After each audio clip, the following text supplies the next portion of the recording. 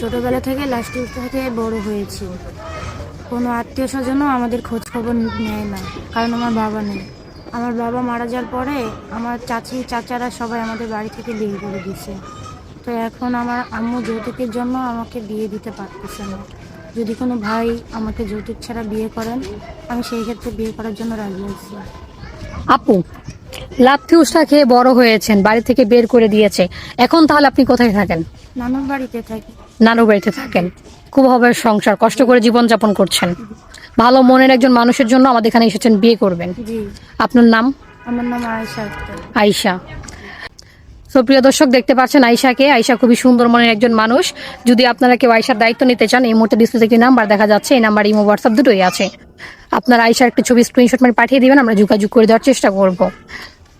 আপু, নামাজ কালাম পড়া হয়? জি। ঠিক আছে, ভালো থাকবেন। চেষ্টা করবো আপনার মন মতো একজন মানুষ দেওয়ার জন্য। আসসালামু আলাইকুম।